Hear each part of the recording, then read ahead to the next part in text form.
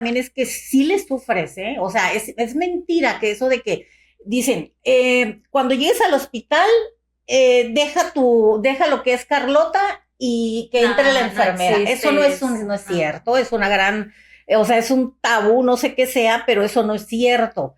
Cuando uno eh,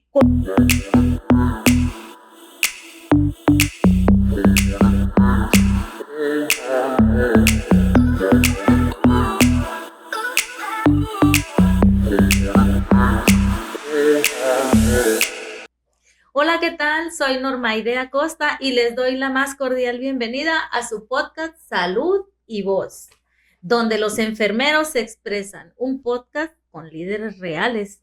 El día de hoy tendremos un episodio por demás interesante. Experiencias en los cuidados intensivos, experiencias de las enfermeras en cuidados intensivos. Para ello tenemos una gran invitada, la doctora Carlota Beltrán Mariscal. Nos engalana en este episodio en el que vamos a tener la fortuna de que nos comparta pues experiencias de lo que hace la enfermera intensivista en sus procesos de atención. Bienvenida, doctora Carlota. Es un honor que esté acompañándonos en este podcast. A la audiencia le decimos que no solo vea este inicio, que lo vea completo y si tenemos otro episodio, que nos visite para ver qué es lo que aquí se dijo, ¿no? Sobre la enfermería. Nos interesa mucho a IFCP, siempre buscamos enfermeros exitosos, líderes que nos ayuden a compartir y a contagiar ese entusiasmo por la profesión. muchas gracias, de verdad, maestra. Yo soy, al contrario, soy afortunada de estar aquí con ustedes. Las conozco, trabajamos toda la vida juntas y seguimos, ¿no? Entonces, la verdad que es un honor para mí. Muchísimas gracias, de corazón lo agradezco. El honor es de nosotros. Gracias. Y también para la audiencia, ¿verdad? Ustedes Así digan es. sí, sí o no, pero la doctora Carlota es muy conocida por ella cubrir todas las áreas que tiene la enfermería, desde el liderazgo, la docencia, el cuidado, la gestión, la investigación y además otras actividades, logros profesionales que son admirables. Por ahí vi tu semblanza maestra y vi que eres coautora de algunos Sí, de libros. algunos libros. Bueno, entonces ya empezamos con la presentación formal. Ahora yo quisiera que la doctora Carlota nos platique, antes de que nos platique sobre su preparación, su formación, que nos diga quién es la doctora Carlota en lo Ay, qué personal. pregunta tan interesante, no me lo habían hecho antes, ¿eh? Pues soy alguien muy sencillo, que mi esencia es, primero me dicen, cuando me dicen doctora, ay, digo yo, pues sí me siento así rarita, ¿no? Porque mi esencia es ser enfermera, yo soy doctora en ciencias de la educación, pero mi esencia es enfermera, pero como persona soy la persona más tranquila, más transparente. De hecho, a veces en mi casa me dicen, ay, tienes corazón de pollo, no, sí me enojo, me molesto por algunas situaciones, pero bueno, trato de controlar mis emociones, ¿no? Pero a veces, pues es imposible, pero honestamente soy transparente, sencilla. En mi casa soy ama de casa, soy esposa, soy amiga de mis hijas, o sea, fuera igual, o sea, con la gente que convivo, con la que en mi contexto, pues muy tranquila, muy transparente, me gustan las reuniones, me gusta viajar mucho, eso sí es mi pasión, porque yo siempre he dicho que lo que nos vamos a llevar, siempre nos lo vamos a llevar en el corazón, ¿no? Cumples con el criterio de cuando dicen las jubiladas son para que se pase. Sí, Entonces tú, y sí. qué padre que nos compartes cuestión personal, ¿no? Mm, En la que a veces nos conocen o conocen el ejercicio profesional, pero poco nos ponemos o nos detenemos a ver quién es la persona en la vida cotidiana. así Ajá, es. entonces, Generalmente la gente y te para el conoce así. público que nos escucha o nos ve, pues es importante que hacer ese énfasis, ¿no? Que antes que un profesional, pues es una persona, es una ama de casa, es mamá y amiga ¿verdad? Entonces, eso es esencial para conocer una profesión. Ahora veamos la parte formativa, cómo se formó la doctora Carlota, cuál Pues es su fíjense trayectoria. que en realidad es hace mucho, ¿no? Como les digo a mis alumnos, maestra, ¿usted en qué año estudió? Pues hace muchísimo tiempo, ¿no? Pero yo me formé en Sinaloa, yo soy de Sinaloa, de Mazatlán, y entonces Sinaloense. sinaloense de corazón, ¿no? Pero también sonorense, ¿no? Ya llevo bastante tiempo aquí, entonces en realidad yo he vivido muy feliz aquí en Sonora, ha sido muy noble el estado conmigo, con mi familia, con mi esposo, con mis hijas, entonces pues soy de aquí también, ¿no? Entonces yo empecé allá, pero curiosamente la licenciatura no estaba, ¿no? Ya se imaginarán en qué años. Entonces la licenciatura no Lo estaba, dejamos a la y imaginación. así es, y lo hice técnico por la universidad, por la UAS, ahí. Entonces, pues hice 3 años el servicio social, me vine a Los Mochis. ¿Cuántos años tenías, maestra, cuando terminaste Híjole, la tenía carrera? 16 años, inicié y a los 19 terminé.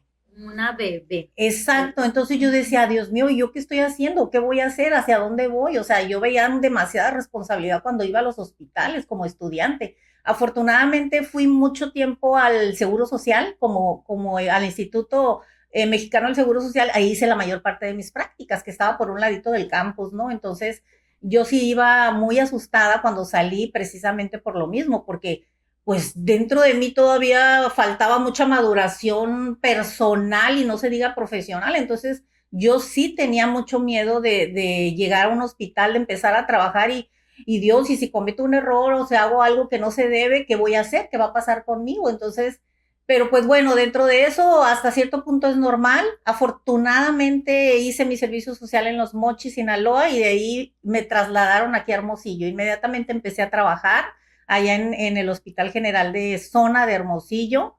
Y a los 6 meses, curiosamente, cuando platico esto, se asombra la gente, ¿no? A los 6 meses yo ya tenía base definitiva, cosa que ahorita pues no Suertuda. sucede. Sí, Suertuda sí, dirán sí. las colegas actuales, ¿no? Que a veces Totalmente. duran 5 años Sí, o 10 así años y no es. hay base, ¿no? Entonces, realmente tuve mucha fortuna en eso, pero Entonces la población de Hermosillo es la que te da la es la primera que me dio bienvenida y las la experiencias. bienvenida, la acogida en el IMSS, y pues la verdad que yo empecé mi carrera así, ¿no? Y de ahí ya, eso fue en el 81, ¿no? Y no me da pena decirlo porque van a sacar fechas, pero eso fue en el 81 y para el 87 yo me trasladé a Guadalajara a hacer Más que precisamente la pena es especialidad. presunción. Sí, ¿no? Entonces, en el 87 hice en Centro Médico de Occidente en Guadalajara la especialidad de cuidados intensivos, cosa que estoy sumamente orgullosa porque es de los centros más reconocidos para esa especialidad, ¿no? Y bien que te formaron, maestra, porque hasta la Sí, fecha reconocida por tu práctica. curiosamente, pudiéramos decir 87 Guadalajara, pero era uno de los centros médicos que lo tenía todo, todo, todo, todo, ¿no? Entonces, lo que está detrás de eso es que ya se pensaba formar el centro médico aquí en Obregón. Entonces, por supuesto que centro médico pues iba a tener terapias intensivas. Entonces, estaban capacitando y enviando gente a capacitarse para abrir la terapia intensiva de centro médico, lo que hoy es el Hospital Pero Colosio. estarás de acuerdo que lo tenía todo, pero quiere decir que también estaba el personal idóneo para formar enfermeras. Así es, ahí voy. Resulta que tenía todo el equipo, todas las áreas que se necesita para tener alumnos en formación, pero lo que me impresionó a mí tremendamente era el personal de enfermería. Finalmente La el personal, vocación la docente. vocación, la pasión y sobre todo el conocimiento. Ahí aprendí yo a gestionar. Más que nada, bueno, antes de gestionar, aprendí a dar el cuidado, cómo se da el cuidado, pero detrás del cuidado, el aspecto humanístico, lo humanizado de la terapia intensiva que ahorita está en boga porque pues ustedes tuvieron un congreso muy importante en San Carlos y tuve el honor de compartir lo que es el cuidado humanizado, la humanización Claro. dentro de las áreas críticas, y allí lo vi yo, en aquellos años ahí lo vi. Entonces, para mí era maravilloso, era como estar en la luna, ¿no? Porque finalmente yo tenía todo eso, pero ahí fue un año y medio que me quedé y la verdad yo no quería regresarme, yo no quería Ay, y yo regresarme. hoy voy a aprovechar Uh-huh, con lo que estás mencionando y va a salir a aflorar mi parte docente. uh-huh. Y qué importante hacer ese match, dicen ahora, ¿no? Más los Los jóvenes. jóvenes, hacer el match de la vocación con la participación de otro colega docente que te está formando, porque si no hay vocación, interés, yo me transpolo a esos momentos contigo y creo que también influye la disponibilidad de aquel profesional que se quiere formar con aquel excelente docente. Sí, hay una anécdota, una de mis coordinadoras de cuidados intensivos era especialista en cuidados intensivos, pero era cardióloga. Entonces de ahí nace a mí mi pasión por la cardiología. De hecho, yo en la Universidad de Sonora he dado la materia de cardiología como especializante y pues es mi pasión, ¿no? Porque ella me enseñó allá en la unidad coronaria todo lo respecto a la cirugía de corazón abierto. Entonces, no me lo vas a creer, pero yo eran las 4 de la mañana y yo ya estaba en el quirófano. No me tocaba entrar a las 4, pero yo quería seguir al paciente desde que iniciaba en el quirófano, que llegaban los residentes, que llegaban los anestesiólogos. Ahí empecé yo a hacer muchos procedimientos invasivos porque me enseñaron los anestesiólogos. Pero a las 4 de la mañana yo ya estaba ahí cuando a mí me interesaba seguir al paciente hasta que saliera de las... Así es. Y no las dieron, o sea, eso es un centro médico, un hospital reconocido como es el que tenemos aquí, tenemos en toda nuestra república muchos centros médicos excelentes donde ustedes también se formaron, pero la cuestión en aquel entonces, de verdad yo estaba maravillada con esa disposición que tenían en la docencia, ¿no? Sí. Pero sobre todo la capacitación, que yo sé que esto avanza, la medicina crítica avanza día con día, sobre todo en aparatos, etcétera, etcétera, pero en aquel entonces, de verdad, la disponibilidad, la capacitación, la investigación. Yo, por ejemplo, hice mi proyecto de investigación con el pionero de la nutrición parenteral en México, el doctor Arenas. Él fue mi asesor. Él fue mi asesor para mi proyecto de investigación en terapia intensiva.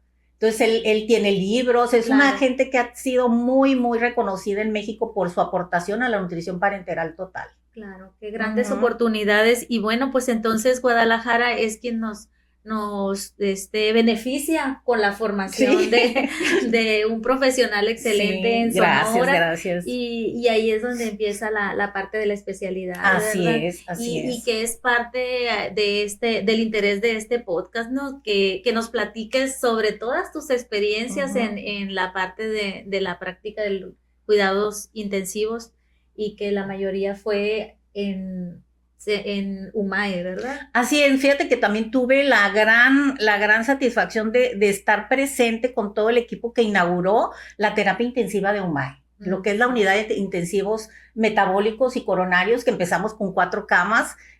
La maestra Dorita, colaboradora con ustedes, fuimos compañeras muchos años en la terapia intensiva. Yo recuerdo que trabajamos mucho tiempo juntas, entonces ella también participó en ese principio de las unidades de cuidados críticos en UMAE, que fue la coronaria y fue la metabólica, que estaban juntas al principio, ¿no? Después se separaron, pero iniciamos con 4 camas, ¿no? Entonces, también fue uno de los grandes orgullos y honor que me tocó vivir, inaugurar ser parte de la inauguración de las terapias intensivas aquí en Centro Médico. Bueno, pues estamos en la parte de la relatoría de la formación de la doctora Carlota, pero ¿qué te parece si ya entramos en que nos platiques las experiencias de haber hecho todo ese ejercicio, haber beneficiado a tantos pacientes, hacer esa práctica de la enfermería en la parte de una unidad de cuidados intensivos? ¿Qué hace una enfermera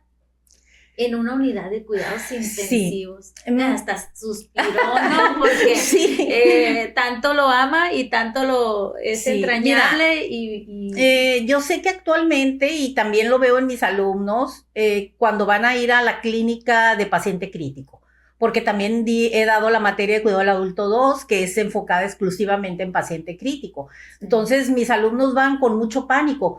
Y dentro de un hospital, lo que yo me doy cuenta es que también las mismas enfermeras que en un momento dado van a ir a la unidad de cuidados intensivos, pero que no son especialistas, aunque estén capacitadas, porque afortunadamente también me tocó ahí en la UMAE, que se daban cada mes cursos de capacitación, porque pues las enfermeras intensivistas no somos eternas. Claro. Nos enfermamos, salimos de vacaciones, etcétera, etcétera. Entonces, hablamos de la suplencia. Así es. Entonces, alguien tiene que ir, no se puede quedar solo cuidados intensivos. Entonces, mucha gente se capacitó, pero aún así me tocó recibir mucha gente, inclusive los mismos médicos, residentes que llegaban con mucho temor. Oír hablar de cuidados intensivos, mucha gente piensa es la muerte, definitivamente, ¿no? Actualmente todavía yo escucho, ay, es que está en terapia intensiva, mi familiar se va a morir, ¿no?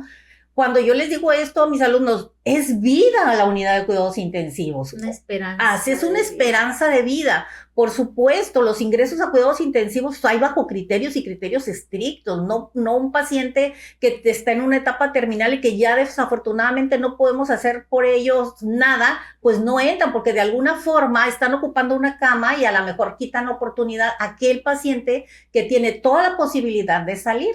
Entonces, los ingresos a cuidados intensivos tienen que estar bien seleccionados, tienen que ser síndromes que están en un momento dado haciendo que la vida del paciente esté en peligro, pero que tienen muchas posibilidades de salir. Con esto no quiero decir que no fallecen pacientes, claro que sí fallecen pacientes en la unidad de cuidados intensivos y es lo que más nos duele, ¿no?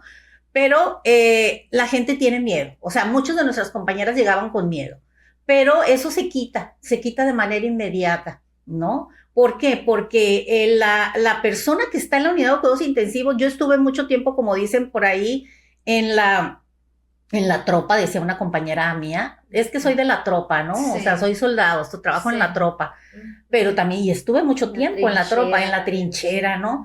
Y yo estoy de acuerdo en eso, yo digo que una enfermera que va a gestionar el cuidado, que va a ser una líder transformacional, porque tenemos que ejercer liderazgo transformacional, tiene que conocer cómo se atiende, cuál es el cuidado de un paciente, sí, ¿no? Claro. Tiene que conocerlo para que en un momento dado ella sepa y pueda identificar qué se está haciendo bien o en dónde tenemos oportunidades de mejora. E inclusive estando ahí con la trinchera, como dices, tiene que ejercer el liderazgo. Así es. El liderazgo transformacional, y es lo que yo en una plática lo he dicho, no solo corresponde a la que está gestionando el cuidado, la jefe de área que está gestionando el cuidado, por nombramiento, sino también los que estamos en área tenemos que gestionar ese liderazgo, ¿no? Y también gestionar el cuidado, no solo le vamos a dejar todo a que por nombramiento la que esté ejerciendo la gestión del cuidado lo va a hacer todo. O esperar las indicaciones. Exacto. Entonces, la enfermera en cuidados intensivos está capacitada para actuar de manera autónoma bajo ciertos códigos legales y éticos para poder tomar decisiones. Y eso es importante, ¿no? Y eso me traslada a poder hablar de lo que es la enfermera actualmente. Ustedes más que nadie, pues ya vieron que el Consejo Internacional de Enfermería sacó un nuevo concepto de lo que es la enfermera y de lo que es la enfermería actualmente. Entonces, si nos ponemos a analizar, la enfermera no es colaboradora del médico, claro, no es ayudante del médico. La enfermera es un profesional de la salud, ¿sí? Que trabaja en diferentes ámbitos y que tiene responsabilidades muy propias, iguales con la misma dificultad que la puede tener el médico. Bien. ¿Sí? Entonces, desde ese punto de vista y desde ese contexto, nosotros estamos capacitadas para ello, ¿no? Sí. Capacitadas para actuar en caso de que el responsable del área, en este caso un médico puede ser responsable del área o de los pacientes, entrar nosotros, ¿no? Entonces, con los cursos de capacitación que dábamos nosotros en UMAE, por supuesto que dábamos aquellos procedimientos invasivos pues que eran prioritarios, ¿no? Los más frecuentes. Los más frecuentes, manejo de ventilación mecánica, sondas de todo tipo, etcétera, etcétera, movilización, pero ante todo, el humanismo. Maestra, aquí vamos a hacer un stop y vamos a decir, tenemos público que es profesional, tenemos público que es de la comunidad y también tenemos estudiantes de enfermería. Cuando hablamos del paciente con ventilación mecánica, ¿qué es? El paciente con ventilación mecánica invasiva, porque hay ventilación mecánica no invasiva, ¿no? Pero la invasiva, aquel que está conectado a un aparato mecánico a través de su tráquea o a través de su boca por un tubo orotraqueal, pues es un paciente que requiere toda nuestra atención, todo nuestro foco de atención. En la unidad de cuidados intensivos generalmente nos dan 2 pacientes por cada intensivista, ¿no? 2 pacientes. Pero créame que a veces un solo paciente me consume todo el turno. Te lleva todo el turno, ¿sí? Entonces, eso genera que en la unidad de cuidados intensivos se trabaje en equipo. Claro. Se manifieste el liderazgo transformacional, se manifieste la empatía y la solidaridad, ¿no? Que finalmente ese es el liderazgo transformacional. O sea, no es lo que dicen los libros de qué es el liderazgo, tipos de liderazgo, no. En el liderazgo transformacional, yo que estoy gestionando el cuidado por nombramiento, yo voy a decir, maestra Norma, en este caso Norma, a ver, yo te veo triste, vienes no con muchas ganas, yo estoy advirtiendo algo que llegaste a los cuidados intensivos y yo noté algo porque te conozco, hemos trabajado. A ver, ¿qué te pasa? Quiero saber, porque eso que usted está sufriendo le va a limitar los cuidados que usted pueda otorgar a su paciente. Bien. Y me quise detener en la parte de la ventilación mecánica y estábamos en la palabra de humanismo y en la parte de liderazgo, porque quizás muchos colegas tengan temor elegir hacer cuidados intensivos. Y la práctica más frecuente sería el cuidado del paciente que está con una ventilación mecánica, que está inconsciente. Entonces, con esto que estás diciendo, no solo es las habilidades técnicas o mecánicas, sino que también tiene que ver con lo que estás diciendo, la sensibilidad. Así es, así es. O sea, un paciente que generalmente está con ventilación mecánica en donde el ventilador lo está haciendo todo por el paciente porque él no tiene su automatismo, nosotros pensamos, está sedado el paciente, no me escucha, no esto, lo voy a voltear, lo voy a aspirar, lo voy a esto, lo voy al otro. Y créame, maestra, que una vez a mí me tocó ver cómo una de mis colegas estaba aspirando a un paciente y el paciente se le salían las lágrimas. Tenía dolor. O sea, fue un choque así para mí tan tremendo. Yo ya era enfermera jefe de piso de área y dije, no puede ser, algo tengo que hacer, o sea, no puede ser esto. O sea, le está doliendo, está escuchando, ¿no? Estaba bajo sedación y sin embargo las lágrimas corrían por sus mejillas. Entonces eso a mí me pegó mucho, sí, me pegó muchísimo y hablé con mi subjefe y le digo, algo tenemos que hacer, no sé, reconvertir esta capacitación, hacer algo diferente, hablar a lo mejor primero de la cuestión humanística, filosófica, epistemológica, ¿no? Para poder cambiar eso. Hasta la ética entra. La ética, exactamente, esos principios de ética ético-legales que no podemos soltar de la mano en nuestro cuidado para con nuestros pacientes, ¿no? Aprovechando la anécdota, ¿no tuviste alguna vez pacientes que después de estar inconscientes dieran su versión si escuchaban? Por supuesto que sí. Había un cubículo, no sé, les decía yo trabajé mucho con la maestra Dorita Quintero y recuerdo que teníamos un cubículo, el cubículo 7, que por lo que usted guste y mande, llevábamos la bitácora de defunciones y ahí sucedían muchas defunciones en el cubículo 7. Mágicamente en el cubículo 7. Sí, mágicamente, así es. Entonces decíamos, a ver, ¿será bueno esto para un proyecto de investigación? Y todavía está el cubículo 7. Todavía, porque ahora ya son muchas más camas, no queremos llegar al cubículo 7.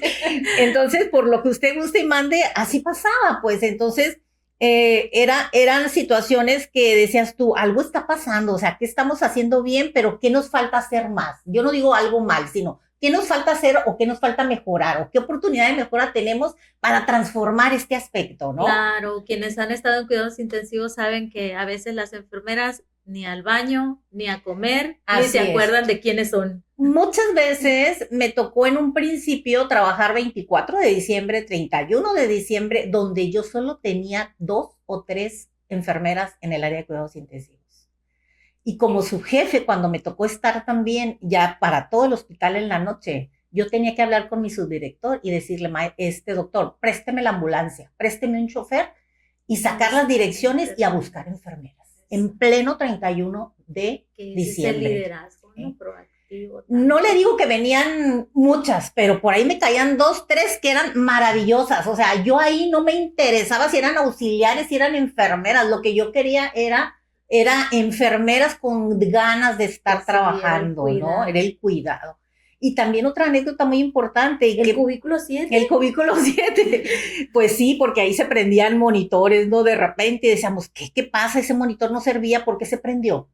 Y eso nos tocó mucho tiempo verlo también. Ahí andaba la plancha. Ahí andaba la planchada, ¿no? Entonces, ese cubículo 7 tiene muchas anécdotas porque de repente no nos decían al entregar el turno, no, este monitor no sirve, ¿no? El monitor no sirve, perfecto. Y de repente escuchábamos que sí funcionaba, ¿no? Que lo poníamos en el paciente y sí, o que de repente estaba prendido y funcionaba. Entonces decíamos, no, algo está pasando aquí, ¿no? Pero yo nunca le tuve miedo. Nunca tuve miedo en mis rondas en la noche, ¿no? No te enganchaste con así es. La mística. Sí, y otra cosa también es que sí le sufres, ¿eh? O sea, es mentira que eso de que dicen, cuando llegues al hospital, deja lo que es Carlota y que entre la enfermera. No eso no es cierto, es una gran, o sea, es un tabú, no sé qué sea, pero eso no es cierto.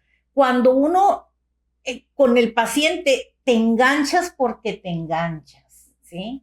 Y sobre todo cuando uno tiene niños pequeños. Cuando yo estuve en la UCI pediátrica, porque también estuve en UCI pediátrica como 8 años allá en Hermosillo, eso me pasaba también, ¿no? Entonces, el paciente sí definitivamente te puedes enganchar y sufres. Ahora dicen, no, las enfermeras están de terapia intensiva, están acostumbradas a la muerte porque se les mueren mucho. Es que no dice las personas de la comunidad, como eres enfermera, yo pensaba que ya te vas como acostumbrando a la muerte y a la gravedad y al sufrimiento y ya no sientes.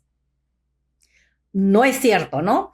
Y no es cierto, pero, o sea, es que a lo mejor sucede que cuando fallece alguien, desafortunadamente, o sea, sí, el corazón se te encoge y quieres soltar el llanto, pero no lo puedes hacer en ese momento.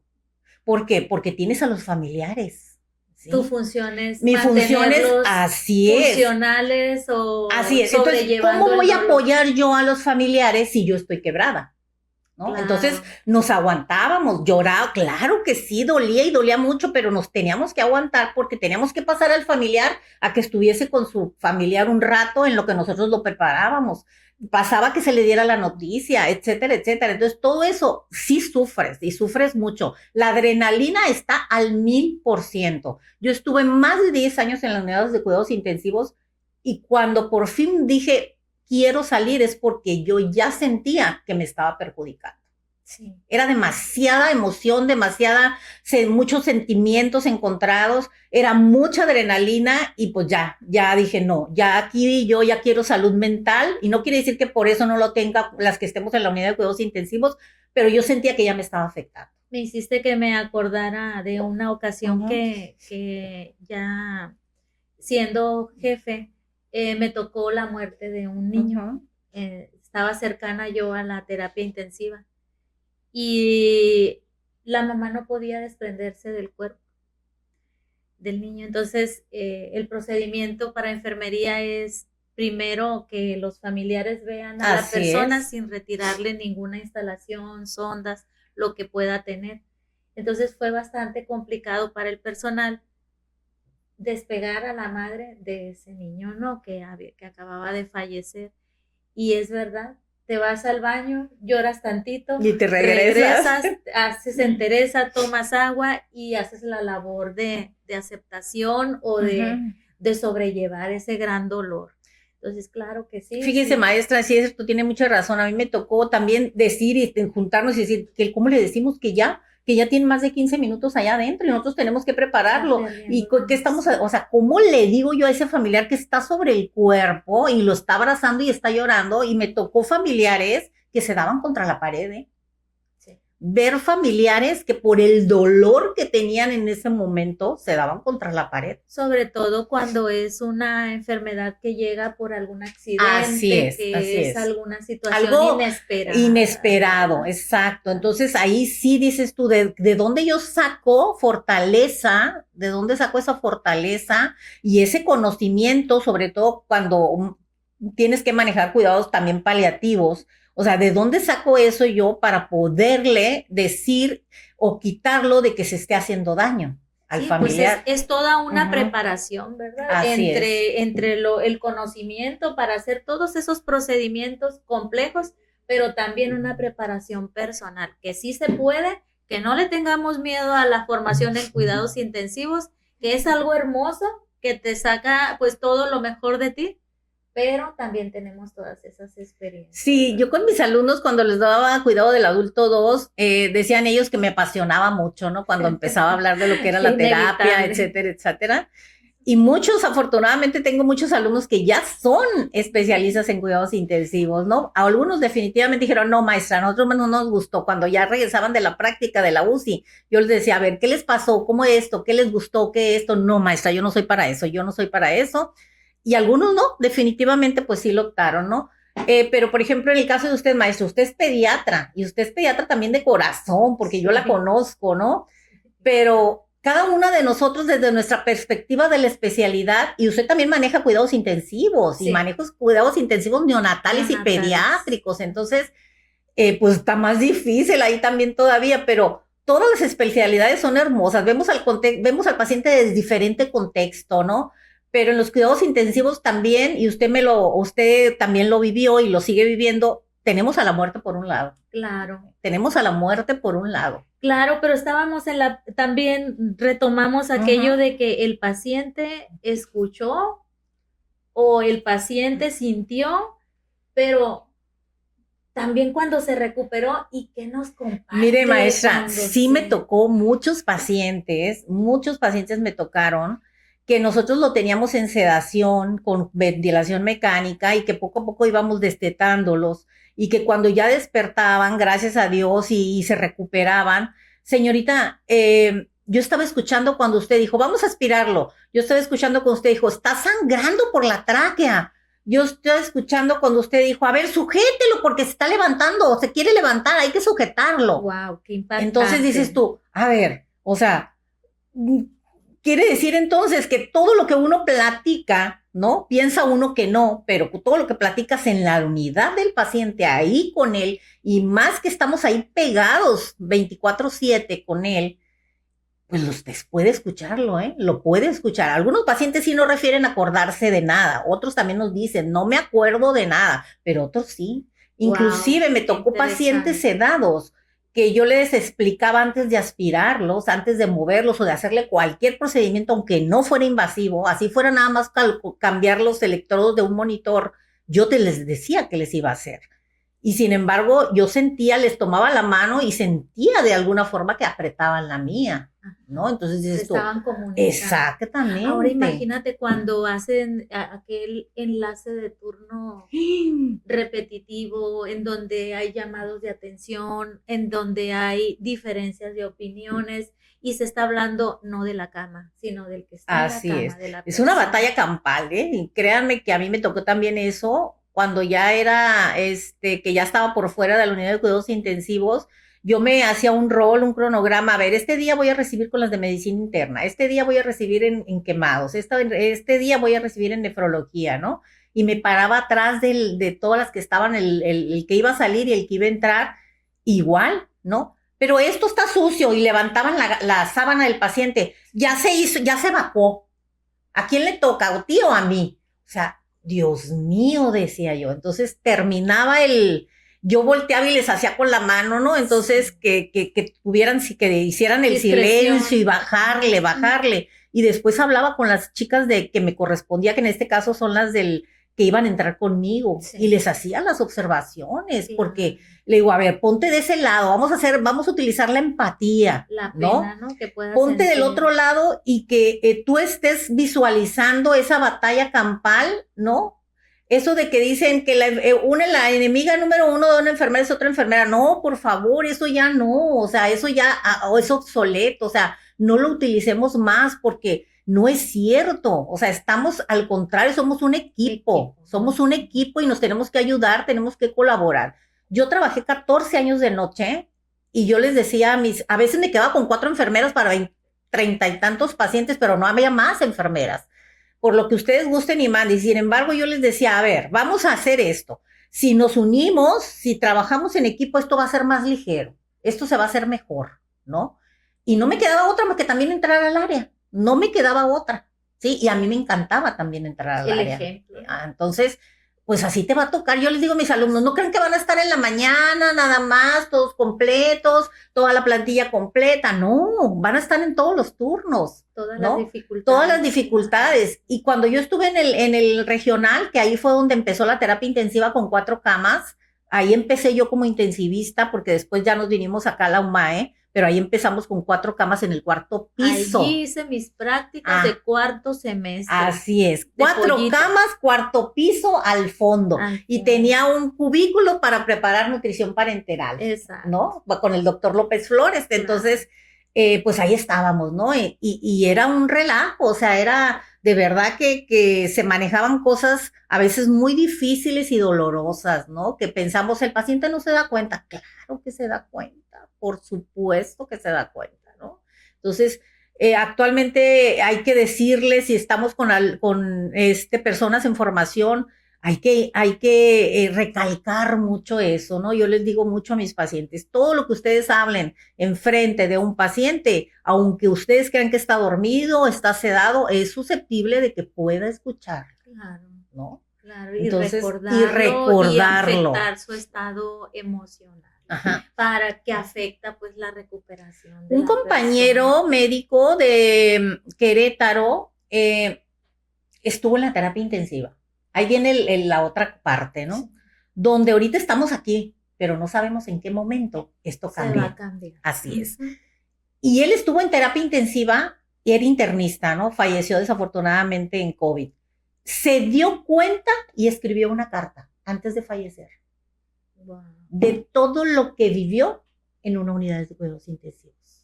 Todos los ruidos, todo el hecho de escuchar aparatos, alarmas, de escuchar ruidos, de mesas, jalas, la radio, el comer, vamos a cenar, vamos a comer, nos toca ahí vayan por hamburguesas, vayan por pizzas. Qué tortura. Así es. Y él lo escribió. ¿Sí? Salió en muchas redes sociales esa carta, ¿no? Y es cuando dices tú, wow, o sea. Un testimonio claro de que la gravedad, de que la sedación, que no lleva a la pérdida de la conciencia y que está presente la persona. E independientemente de que pensáramos que está inconsciente completamente, el cuerpo y la persona se respeta como si estuviera interactuando con nosotros. Definitivamente. Entonces, la especialidad de cuidados intensivos, yo les digo, cuando fui coordinadora de la especialidad y me tocó alumnas que hasta se les caía el pelo, se les caía el pelo. Tuve una alumna que sangró por tubo digestivo al estar haciendo la especialidad, ¿no? Alumnas que manejaban mucho estrés. Alta exigencia de rendimiento, ¿verdad? Un rendimiento que yo supongo que también es en todas las especialidades, pero a veces tuve alumnas que renunciaron también. Claro. Eso también hay que decirlo, que no era lo que ellas esperaban, ¿no? Entonces, por salud mental se retiraron. Y qué bueno, digo yo, qué bueno que se retiraron. ¿Por qué? Porque necesitamos enfermeras intensivistas con una gran fortaleza y una gran conciencia de todo lo que se va a manejar en un área crítica. ¿Sí? Un alto compromiso. Y es un alto compromiso porque les decía yo, tenemos cierta autonomía la intensivista donde si no está el responsable de las indicaciones médicas, tienes que entrar tú. O sea, no te puedes quedar impávida, ¿no? O correr. Un doctor, quiero que venga un doctor. No, tienes que actuar. Tienes que actuar. Esa es la enfermera intensivista, ¿verdad? Maestra, nos has compartido bastantes experiencias, nos has apoyado a que se visualice qué es lo que hace la enfermera en una unidad de cuidados intensivos, pero también nos has transmitido esa parte de identificar por qué es importante prepararse y sumar la vocación.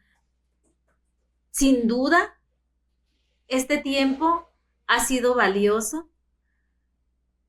También quisiéramos conocer cuál es el mecanismo que lleva la enfermera. Estamos hablando de todo lo que debe de conocer, formarse, actuar, interactuar, ser consciente. Pero, ¿cómo le hacemos para vincularnos con el equipo de salud, esa parte de que nos necesitamos todos, que todos debemos de ir en un canal, ¿cómo nos comunicamos? Miren, no es fácil, ¿eh? Créanmelo, cuando yo inicié como gestora del cuidado, después de estar en la tropa, como dije actualmente, anteriormente, pues estaba yo muy joven. Entonces yo decía, ¿cómo le voy a hacer para dar una orden, por decir algo, ¿no? ¿Cómo le voy a hacer para decir, no, no, no, eso no, vamos a hacer esto? O cómo les voy a hacer, cómo les voy a dar indicaciones, cómo voy a hacer que trabajemos en equipo, que el líder, o sea, el que está gestionando el cuidado, uno de los conceptos o de tantos conceptos que hay del liderazgo es centrar los lazos de tu equipo con el que trabajas. O sea, hacer una especie de simbiosis, ¿no? Con la gente que estás trabajando, porque si no, entonces no va a haber equipo, no se van a hacer las cosas como se esperan, no se van a obtener los resultados que buscamos y eso se va a volver un caos. Entonces, sí es importante esa coordinación. Yo al principio le batallé, no voy a decir que no, y mucho le batallé, sobre todo porque, ¿sabe qué, maestra? Me imponían las personas adultas. Esas que ya tienen mucho tiempo en el hospital, con experiencia y que me decían, esto siempre se ha hecho así. Esto siempre se ha hecho así, ¿no? Entonces. Que funciona a veces. Que funciona, así es, exactamente. Entonces, opté yo, me empecé a capacitar, por supuesto, y opté, pues, por entrarle, como dicen coloquialmente, al toro, ¿no? Reunirlas, coordinarme con ellas, tener mucha comunicación asertiva con ellas, pero no nada más interesarme por el paciente y por que llegara, sino interesarme por cada una de las personas con las que yo trabajaba. El resto del equipo, las otras áreas, las otras disciplinas. Así es, porque médico, la intensivista no puede hacerlo sola, no, definitivamente, claro no puedes, no puedes. Con el rayo X. Que llega el de la nutrición, que llega el químico, que me dicen, oiga Carla, yo no le puedo sacar, ya está muy puncionado el paciente, ayúdeme con sacarle sangre del catéter central. Ah, claro que sí, pero yo nunca lo he hecho. Ah, yo te enseño, ¿no? Sí. Entonces esa empatía, básicamente, y interesarte por la gente. Oye, ¿cómo te fue? ¿Qué tal tus hijos? ¿Ya van a la escuela? O sea, preguntas tan sencillas pero que conectan. O la persona que llegaba muy compungida, muy preocupada porque sus hijos los dejó solos, etcétera, etcétera, o porque le dolía la cabeza, en fin, personas que estaban en etapa de menopausia. Eso también me tocó. Ay, no. Intensivistas en etapa de menopausia, y yo estaba muy joven como liderazgo, o sea, estaba ejerciendo liderazgo, gestión del liderazgo, y me tocó aquellas que llegaban y que de repente soltaban llorando. Y yo decía, y me decía, no, pídela que la saquen, muchas, ya no, que no esté aquí con nosotros, nos está estorbando, no nos deja trabajar. Pues no, a ver, ven fulana de tal, a ver, ¿qué te está pasando? O aquella que llegaba así con gesto muy de mal genio, oye, qué bonito se te ve el pelo, ahora que te hiciste muy buen chongo, te peinaste muy bien. Y entonces, ¿qué pasaba? Una motivación, ¿no? Bajaba la situación. Me acordé de en una ocasión en la unidad de cuidados intensivos que llegó una persona en adiestramiento y no dejo de evocar la imagen de esa persona paralizada viendo cómo hacíamos un RCP o una reanimación de paro respiratorio del niño.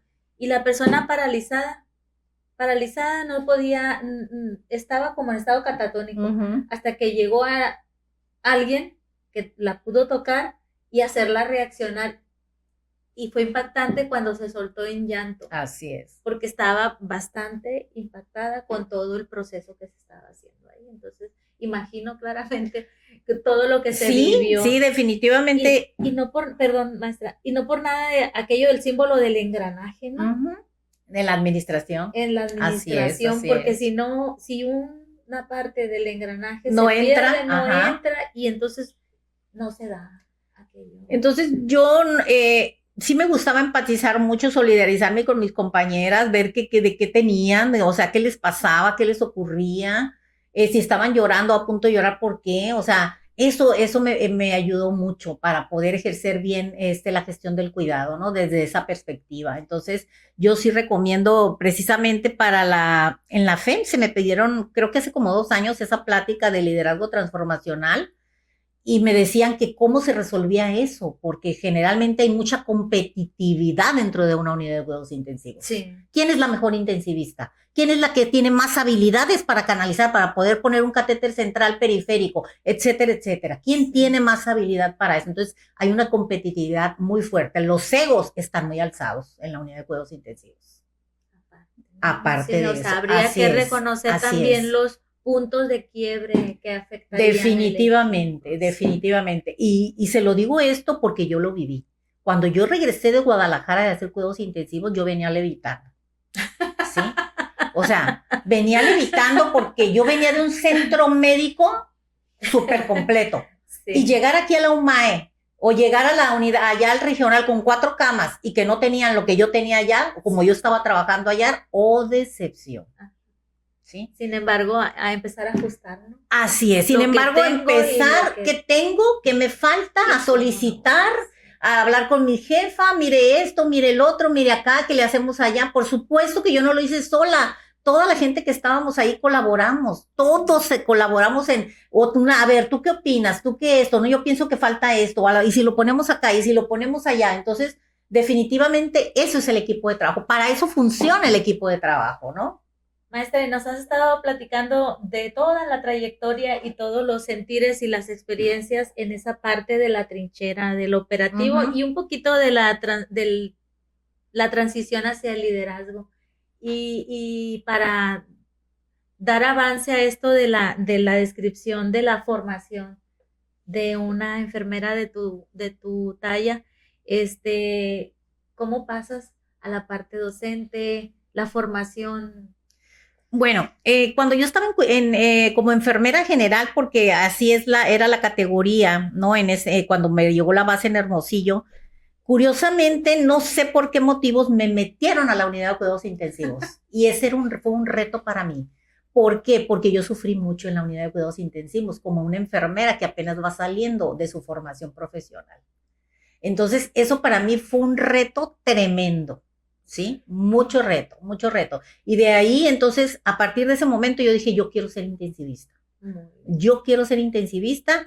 Me fui a la Guadalajara, regresé otra vez a la trinchera, después volví en el 92, hice administración con docencia, pero allá en Hermosillo, curiosamente, estando en la unidad de cuidados intensivos, me invitaron, cosa que ya no sucede porque tienes que tener cierta formación profesional y yo nada más era enfermera general, me invitaron a dar la clase de farmacología en la Escuela de Enfermería ya de IMSS. Inicias la parte. Ahí empezó mi docencia, ¿sí? Grandes experiencias, grandes conocimientos, aportaciones. Podríamos llevar 3 episodios, 4 episodios, 5 episodios. Estamos maravillados con todo lo que nos Ay, estás no, muchas gracias. Queremos darle una continuidad a esto. Maestra, intensivista, líder, coautora, participativa en trabajos de investigación, en asociaciones nacionales e internacionales. Definitivamente tenemos mucho que platicar. Agradezco enormemente todas estas experiencias. Quiero cerrar este podcast no diciendo que es el último capítulo, va a haber más. Yo te quiero preguntar, ¿qué es lo que hasta este momento te ha dejado haber ejercido? Una gran satisfacción personal, pero sobre todo estar consciente que he dado lo mejor de mí como profesional de la enfermería, pero primero como persona y luego como profesional. Muy bien. Eso es lo que me ha dejado, una gran satisfacción. Muy bien, bueno, pues entonces cerramos esta conversación y te voy a pedir, vamos a hacer un ejercicio. Claro. Lo primero que venga a tu mente, yo te voy a decir la palabra y tú dices lo que viene a tu mente. Persona. Un paciente. Enfermería. Mi pasión. Colega. Encantada de tener colegas. Sociedad. Maravillosa. Gravedad. Triste. Tristeza. Muerte. Mucha tristeza y mucha Frustración. Vida. Una gran oportunidad. Maestra, muchísimas Muchas gracias. gracias. No, es un placer, un Lo honor. disfruté. De verdad, gracias. Muchas gracias. Bien, pues Podcast Salud y Voz te invita a consultar las redes sociales y buscarnos en Spotify, en Facebook, en Instagram. Nos estamos viendo.